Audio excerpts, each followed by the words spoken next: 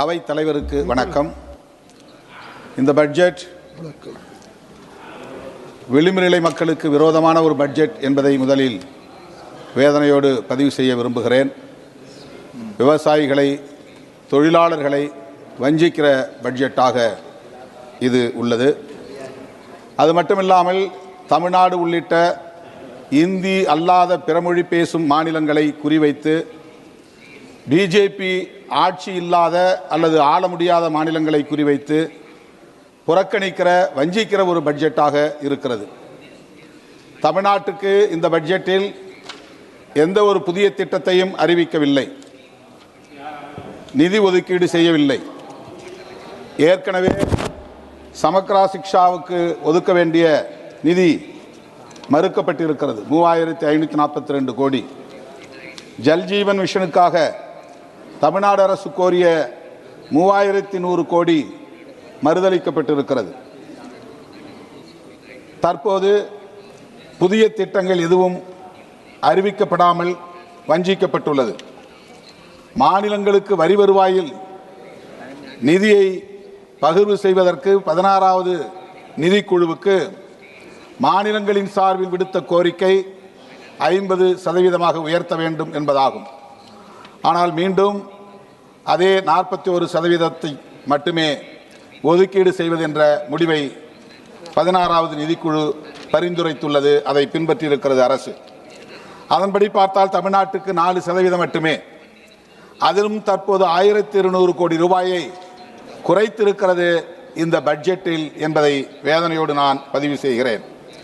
Kovai பெருநகரத்திலும் Madurai பெருநகரத்திலும் metro rail திட்டம் தேவை என்கிற கோரிக்கை ஏற்கப்பட்டு இப்போது அது நிராகரிக்கப்பட்டிருப்பது வேதனை அளிக்கிறது.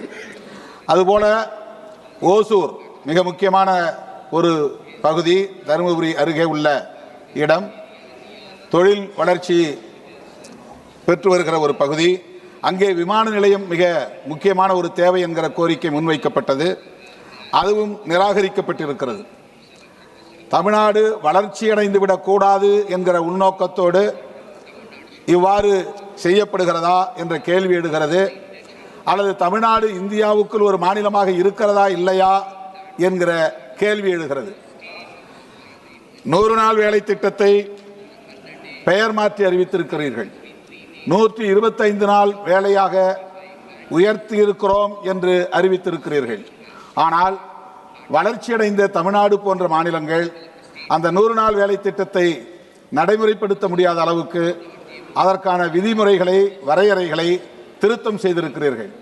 தமிழ்நாடு வளர்ச்சியடைந்த மாநிலம், ஆகவே அங்கு 100 நாள் வேலை திட்டத்தை நடைமுறைப்படுத்த தேவையில்லை என்கிற அடிப்படையில் இந்த வரையறைகள் திருத்தப்பட்டிருக்கின்றன. கல்வியிலே, சுகாதாரத்திலே, தொழில் வளர்ச்சியிலே இன்றைக்கு இந்தியாவிலேயே முதல் மாநிலம் என்கிற தகுதியை பெற்றிருக்கிற ஒரு மாநிலம் தமிழ்நாடு. அந்த மாநிலத்தை மேலும் ஊக்கப்படுத்த வேண்டிய அரசு, அந்த மாநிலத்திற்கு மேலும் நிதியை ஒதுக்கீடு செய்து புதிய திட்டங்களை வழங்க வேண்டிய அரசு அதற்கு மாறாக தமிழ்நாட்டை வஞ்சிக்கும் உள்நோக்கத்தோடு செயல்படுவது கவலை அளிக்கிறது. பீகாருக்கு தேர்தல் நடந்தபோது புதிய புதிய திட்டங்கள் பீகாருக்கு அறிவிக்கப்பட்டது. ஆயிரக்கணக்கான கோடி நிதி ஒதுக்கீடு செய்யப்பட்டது. ஆனால் விரைவில் தமிழ்நாட்டிலே தேர்தல் நடைபெற உள்ளது. அப்படி தமிழ்நாட்டிலே தேர்தல் நடைபெறும் சூழலிலாவது, அந்த தேர்தலை கருத்தில் கொண்டாவது, பாரதிய ஜனதா கட்சி அங்கே மக்களிடத்தில் வளர்ச்சி பெற வேண்டும் என்கிற எண்ணத்திலாவது நிதி ஒதுக்கீடு செய்திருக்கலாம். ஆனால் அவ்வாறு செய்யவில்லை.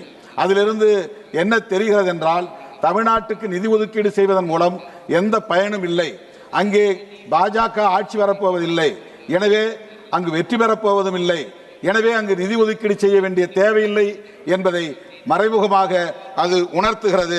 இது மிகுந்த கவலை அளிப்பதாகவும் இருக்கிறது இந்த ஓரவஞ்சனை நடவடிக்கை.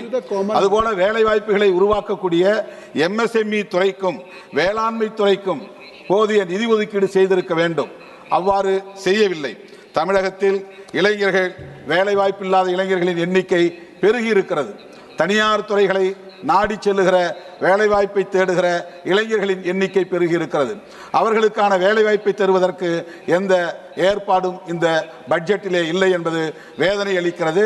ஒட்டுமொத்தத்தில் தமிழ்நாட்டை இந்த பட்ஜெட் வஞ்சித்திருக்கிறது. இது போன்ற ஓரவஞ்சனை போக்குகள் ஒட்டுமொத்த இந்தியாவின் வளர்ச்சிக்கு எதிராக அமையும்.